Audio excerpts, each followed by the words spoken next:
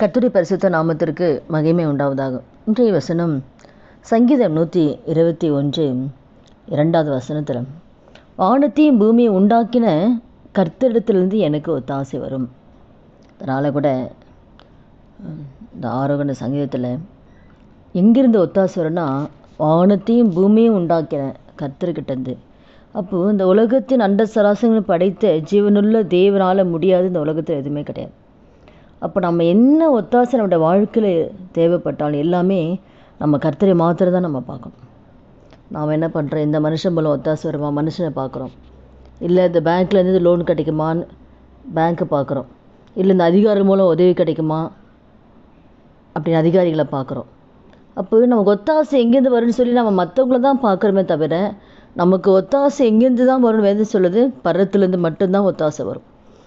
அப்போது அந்த ஒத்தாசை வரும் பர்வதத்தை தான் நம்ம நோக்கி பார்க்கணும். அதுதான் 1வது வசனம், எனக்கு ஒத்தாசை வரும் பர்வதங்களுக்கு நேராக என் கண்களை ஏறெடுக்கிறேன். அப்போ ஒத்தாசை ஆண்டுகிட்டேருந்து வரனால என் கண்கள் யாரு தான் நோக்கி இருக்கணும், கர்த்தரை மட்டும்தான் நோக்கி இருக்கணும். கர்த்தரை மட்டும் நோக்கி இருந்தால் மாத்திரம்தான் நம்ம கர்த்தர்கிட்டேருந்து வரும். ஆனால் நம்ம ஆண்டவரை பார்க்காம அவசரப்பட்டு நம்ம கடன் வாங்கிடுறோம், 10 பைசா 5 பைசா வட்டிக்கு வாங்குகிறோம், லோன் வாங்குகிறோம். அது மாதிரி நிறைய நம்ம ஆண்டவரை பார்க்காம நம்ம என்ன சொல்கிறோம், உடனே நம்ம கடன் வாங்கி அதனால் வட்டிக்கு வாங்கி கடன் வாங்குறது, அந்த வட்டி ஜாஸ்தியாகி அப்போ வாங்கின கடனை விட வட்டி தான் அதிகமாக கட்டுறோம். அப்போது நம்ம கர்த்தரை மட்டும் பார்க்காம மற்றவங்களை பார்க்கும் பொழுது, அவசரப்பட்டு நம்ம கடன் வாங்கும் பொழுது பின்பாக அதுலேருந்து நம்ம வெளியில் வர்றது ரொம்ப கஷ்டமாயிடும். அதுபோல் நான் நிறைய பேரை பார்த்துருக்கேன். நிறைய பேர் எத்தனையோ 1 லட்சம் வாங்கிட்டு 10 லட்சம் 15 லட்சம் ஆச்சு, கட்ட வட்டியே அவ்வளோ ஆச்சுன்னுவாங்க. இறக்குமே இல்லாமல் வாங்குகிறவங்களும் இருக்காங்க. இந்த நாளில் கூட நம்ம என்ன தேவைப்பட்டாலும் பரத்துலேருந்து எனக்கு ஒத்தாசை வரணும் ஆண்டவரே, உங்ககிட்ட அந்த ஒத்தாசை வரணும்னு சொல்லி நம்மளுடைய கண்கள் கர்த்தரை மாத்திரம் பார்க்கும்போது நிச்சயமாக ஆண்டுகிட்டேருந்து தேவன் கண்டிப்பாக ஒத்தாசை அனுப்ப ஏதாவது ஒரு வகையில் கர்த்தர் செய்வார். எப்படி செய்வார்னு யாருக்குமே தெரியாது. நம்ம சூழ்நிலையை பார்க்கவே கூடாது. அந்த சூழ்நிலைகளை மாற்றுகிற இயேசுவை தான் நம்ம பார்க்கணும். யோசிப்பை கூட பானபாத்திரக்கார தலைவன்கிட்ட ஒத்தாசை கேட்குறாரு.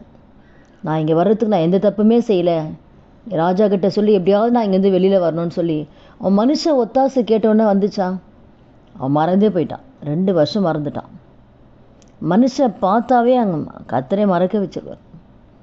2 வருஷம் மறந்துட்டான். 2 வருஷத்துக்கு அப்புறம் அவனை உயர்த்துக்கிற அந்த நேரத்தில் கர்த்தர் தான் பார்வோனுக்கு சொப்பனத்தை கர்த்தர் தெரியப்படுத்தி, அப்போ அர்த்தத்தை யார் சொல்கிறதுன்னு பார்க்கும்போது தான் ஞாபகம் வருது, ஐயோ சிறைச்சாலை யோசிப்பு ஒருத்தர் இருந்தானே அப்படின்ட்டு. அப்போ நம்ம ஒத்தாசை மற்றவங்க மூலம் பார்க்கவே கூடாது.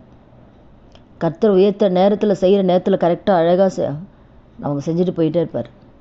அதனால் கூட அந்த வார்த்தை கேட்குற ஒவ்வொருத்தர் வாழ்க்கையிலையும் நீங்கள் எந்த பாதையில் கடந்து போனாலும் சரி, எந்த ஒத்தாசை தேவைப்பட்டாலும், பிள்ளைகளுக்கு காரியமா, பிள்ளைகளுடைய எதிர்காலமா, இல்லை பிள்ளைகளுடைய வேலை காரியமா, இல்லை திருமணத்தை குறித்த காரியமா, இல்லை கடன் பிரச்சனால அதிகமாக கடன் வாங்கிட்டானே, இதில் நான் எப்படி வெளியே வருவேன்னு தெரியலன்னு சொல்லி எங்களாக்கிறீங்களா, மேலே கடன் வாங்காதீங்க. இனி நான் கடன் வாங்க மாட்டேன் ஆண்டவர், உங்ககிட்ட ஒப்படைச்சிட்றேன் அப்படின்னு ஆண்டுகிட்ட ஒப்படைச்சிட்டு இனி கடன் வாங்காமல் இதுலேருந்து எங்கள் வெளியில் வர்றதுக்கு உதவி செய்யுங்கன்னு சொல்லி நீங்கள் ஜெபிக்கும்போது தேவன் அற்புதத்தை தேவன் செய்வார். சொல்லிவிட்டு மறுபடியும் கடன் வாங்கிட்டே இருக்கக்கூடாது. அது ஒரு முடிவு பண்ணிடணும், மன்னிப்பு கேட்டுடணும். அதுக்கப்புறம் அந்த காரியத்தை கர்த்தர் ஏதாவது வாசலில் தேவன் திறப்பார். அதனால் கூட இந்த வார்த்தை கேட்குற ஒவ்வொருத்தர் வாழ்க்கையிலையும் உங்கள் இருதயத்தில் என்ன ஒத்தாசை வேணுனாலும் சரி, என்ன தேவைகளாக இருந்தாலும் சரி, பரத்தை மாற்ற நம்ம நோக்கி பார்க்கும்போது, கர்த்தருடைய சமூகத்தை மாற்ற நம்ம நோக்கி பார்க்கும்போது நிச்சயமாக ஆண்டவர்கிட்டேருந்து நமக்கு ஒத்தாசை வரும். ஜெபிக்கலாமா? துதிகள் மத்தியில் வாசம் செய்ய நல்ல தகப்பனே, இயேசுவின் நாமத்தினுடைய சமூகத்தில் வருகிற இந்த வார்த்தை கேட்குற ஒவ்வொருத்தர் வாழ்க்கையிலே ஆண்டவரை எந்தெந்த காரியத்தை குறித்தெல்லாம் ஆண்டவரை அப்போ உண்மை நோக்கி பார்க்கிறார்கள் ஆண்டவர், ஒத்தாசை ஆண்டவரை உண்மை நோக்கி பார்க்குற ஒவ்வொருத்தருக்கும் கர்த்தர் ஒத்தாசை அனுப்புங்க, பரத்திலேருந்து ஒத்தாசை அனுப்புங்க. என்ன தேவைப்படும், என்ன கேட்கிறார்களோ அந்த காரியங்களுக்கெல்லாம் கர்த்தர் அற்புதத்தை செய்து ஆண்டவரை அப்போ அவங்க நாமத்தை மையப்படுத்தும்படியாக ஜெபிக்கிறோம். அப்படி நீங்கள் செய்ய போகிற தயவுக்காக நன்றி செலுத்துகிறோம். இயேசுவின் நாமத்தில் ஜெபிக்கிறோம் நல்ல பிதாவே, ஆமீன். கர்த்தர் நாமத்துக்கு மகிமை உண்டாவதாக.